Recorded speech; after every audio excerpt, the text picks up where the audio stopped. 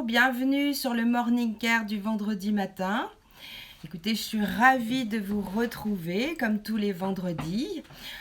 Vous avez pu voir tous les experts cette semaine vous parler de sujets extrêmement intéressants et j'espère que vous avez pu appliquer. Je vous laisse le temps de vous connecter, de vous installer, de préparer votre thé ou café. Moi, c'est prêt et je suis ravie de passer ce moment avec vous, en votre compagnie et vous amener des conseils qui ce matin pour savoir arrêter de penser, pour pouvoir se reposer. Je vais prendre le temps de me présenter. Je suis Pascale Etchebarn, je suis sophrologue spécialisée dans la gestion du stress et émotionnel. Et donc aujourd'hui, ce grand sujet de comment est-ce que je pourrais arrêter de penser. Et ça, vous vous êtes rendu compte que dès que vous vous posez cette question de comment je peux arrêter de penser, eh bien là, les pensées, elles arrivent en cascade. C'est juste l'enfer. Je me dis, mais je veux arrêter de penser pour pouvoir m'endormir, pour arrêter de me stresser. Et voilà que toutes les pensées arrivent en rafale, en cascade. Et vous avez dû remarquer, le nombre de pensées sont rarement extrêmement positives en disant « je m'aime, il fait beau, quelle belle journée ». Alors effectivement, il y a des personnes qui sont adeptes de la méthode Coué, qui se disent « tout va bien, je vais bien ». Sachez que pour le cerveau, que vous pensiez positif ou que vous pensiez négatif, c'est le même sujet, c'est le même combat, puisque à chaque pensée, ça va déclencher une émotion et chaque émotion va déclencher une pensée. Et qu'est-ce qui va se passer physiologiquement dans votre corps? Eh bien, il va y avoir une décharge d'adrénaline dans votre corps, que la pensée soit positive ou négative, pour vous donner de l'énergie pour pouvoir survivre et passer à l'action. Il est clair que nous, on pense et on ne passe pas à l'action. Et on va réfléchir à comment nous allons pouvoir faire et on y passe des heures, des journées, des soirées. Et clairement, ça peut arriver à la crise d'angoisse. Et ça, nous traiterons cette crise d'angoisse sur une autre matinée pour le Morning Care. Donc ça, c'est très important de se dire qu'à chaque pensée, vous allez avoir une décharge d'adrénaline et qui va vous envoyer de l'énergie dans les muscles, le cerveau, pour pouvoir décider très vite, je fuis ou je combats. Ça, c'est la première chose. À savoir que vous avez environ 60 000 pensées par jour dans un moment où vous n'êtes pas forcément, vous n'avez pas la sensation d'être en stress, parce que souvent les gens me disent « non, moi je ne suis pas stressée, ça va ». Sachez que être stressé, c'est être vivant, donc c'est plutôt bon signe. Donc soyez tous vivants, soyez plein d'adrénaline, mais surtout sachez le gérer parce que c'est important de pouvoir utiliser ces pensées et surtout cette adrénaline.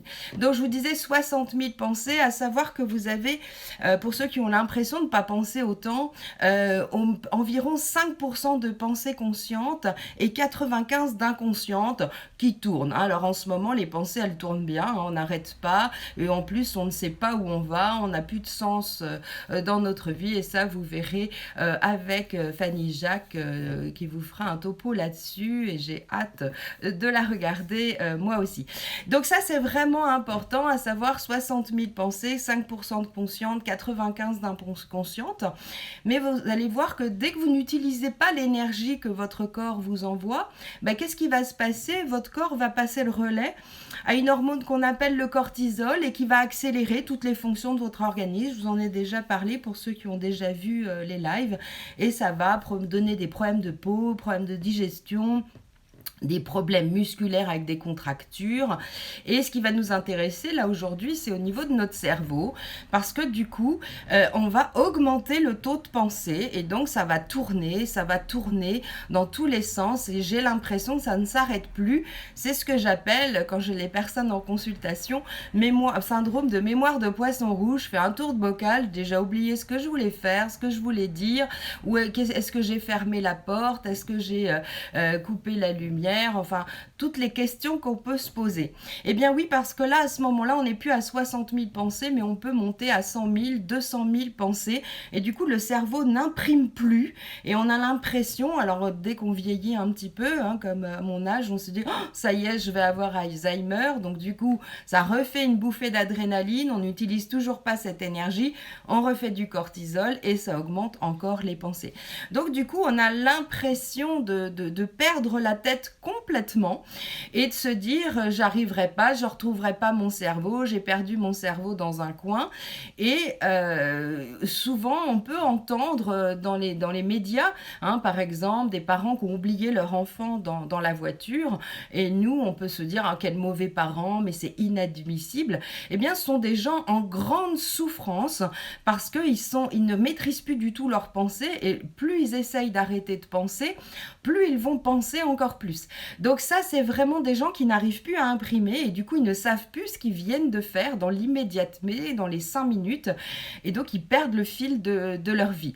C'est quelque chose qui épuise parce que ça augmente l'énergie dans le corps, il y a une pression constante dans le corps, dans le cerveau, et les personnes sont constamment à essayer de retrouver leurs esprits, et plus ils essayent, moins ils y arrivent, moins ils arrivent à s'endormir, et ça c'est vraiment important de pouvoir réguler ça pour pouvoir retrouver une bonne qualité de sommeil et surtout une facilité d'endormissement. Vendredi prochain, nous pourrons aborder le côté de la récupération et de la sieste flash. Alors après tous ces mots, comment faire pour trouver le bouton off des pensées, hein, parce que souvent les gens ils me disent, est-ce que vous avez quelque chose de miracle pour m'aider à ne plus penser? Eh bien déjà, c'est quelque chose qui va être important, ça va être de décoller la langue. Alors souvent, dès qu'on est en attention, on se met en tension, et quelque part la langue est toujours collée au palais. Eh bien, dès que vous la décollez, vous la mettez sur la mâchoire inférieure, eh bien déjà c'est le bouton off des pensées, vous vous mettez à ne plus penser. C'est ce que j'appelle comme exercice, alors ça c'est moi qui ai créé cet exercice, c'est quelque part se mettre en mode chien, parce que si vous regardez un chien, il est tout le temps bouche ouverte et mâchoire décollée du palais. Bien sûr, certains vont me dire c'est pour aérer, mais c'est surtout pour voir le mécanisme. Donc, dès que vous êtes un peu en tension, déjà, décoller la langue du palais. Le masque, c'est génial. Vous pouvez entrouvrir la bouche, vous pouvez décoller la langue et personne ne vous verra. C'est très, très intéressant à faire. Ça, c'est la première chose, et vous fixez votre attention sur la respiration. Très important, nous allons voir une respiration qui va vous aider à arrêter ces pensées. C'est une respiration qui vous aide à gérer la panique et canaliser ces pensées. C'est ce qu'on appelle en sophrologie la respiration en carré. Tout simplement en carré parce qu'elle est sur 4 temps. Donc vous allez imaginer avec votre respiration, vous allez tracer un carré. Donc vous allez, excusez-moi, je lis une phrase comme quoi j'ai toujours la mâchoire coincée. Donc eh bien vous allez pouvoir travailler la mâchoire en la bougeant comme dans le premier live que j'avais fait pour desserrer les mâchoires. Revenons à ce carré. Donc vous allez imaginer ce carré, il y a des formes carrées partout, c'est super, des fenêtres, des cadres, l'écran d'ordinateur, vous avez l'écran du portable, un tableau, toutes les formes carrées, on en a partout. Donc cet exercice, nous allons le faire ensemble. Il va vous permettre d'arrêter de penser, mais aussi ça permet de réguler la douleur. Donc si vous avez une douleur intense, vous pouvez aussi faire cet exercice, même sur une douleur, par exemple pour un test PCR, vous pouvez utiliser cet exercice parce que pour ceux qui l'ont fait, c'est vraiment pas agréable, mais ça peut être pour un examen ou une douleur que vous pouvez vivre dans votre quotidien. Donc, nous allons commencer par pratiquer parce que l'intérêt, savoir, c'est bien, mais sans faire, c'est pas savoir. Donc, on va faire ensemble. Et donc, vous allez imaginer ce carré. Donc, je vous le trace avec le doigt. Ça veut dire que vous allez imaginer qu'en inspirant, vous tracez le premier côté du carré.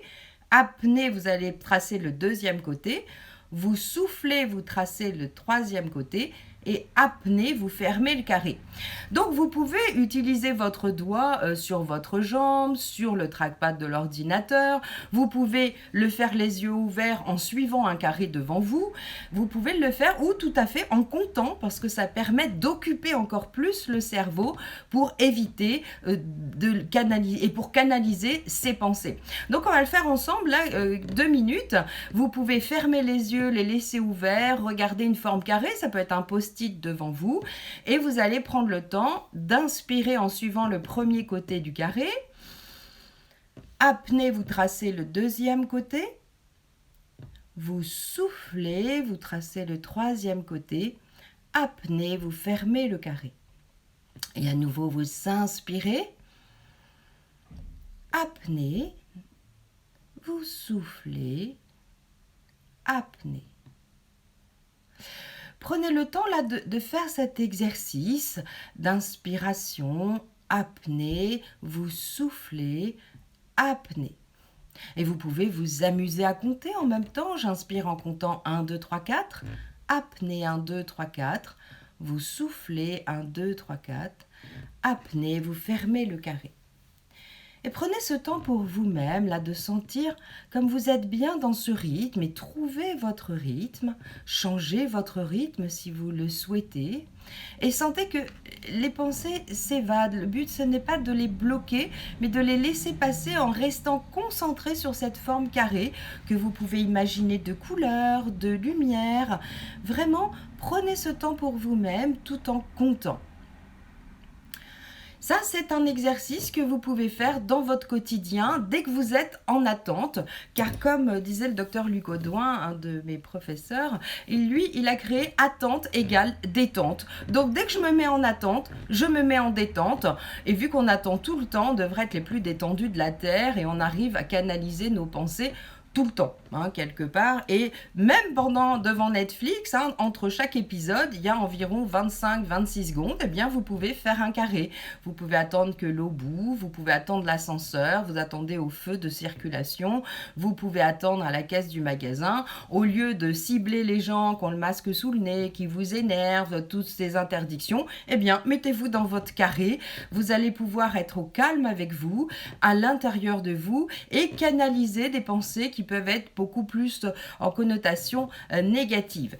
Pour vous endormir, vous pouvez exactement faire le même exercice, mais là, vous pourrez le faire en mode rectangle, puisque plus vous allez souffler longtemps, plus vous allez actionner le système nerveux de récupération. Donc là, de la même façon, vous allez inspirer en faisant une grande inspiration, petite apnée, vous soufflez et petite apnée. Voilà, vous pouvez faire cet exercice parce que plus vous faites le carré court, plus vous vous maintenez en éveil et en concentration, ce qui du coup va être antinomique pour dormir. Donc vous pouvez faire la même chose en faisant un grand rectangle. Vous pouvez l'imaginer au plafond. Vraiment, prenez cette détente pour vous, canalisez vos pensées. C'est vous qui êtes acteur, actrice. Et vraiment, plus vous pratiquez, plus vous vous sentez sereine. Donc, je vous laisse pratiquer cet exercice et il n'y a pas de dose maximum. Je dirais que la dose minimum, c'est presque à chaque fois que vous attendez pour retrouver une capacité, une énergie et déstocker ce nombre de pensées parasites qui empoisonnent votre vie. Eh bien, je vous souhaite une très belle journée, un très bon week-end. Je vous dis à vendredi prochain. Et puis surtout, écoutez tous nos experts sur Morning Care. On apprend des conseils précieux pour notre quotidien et pour l'après-confinement également. Je vous souhaite une très belle journée. À bientôt. Merci beaucoup.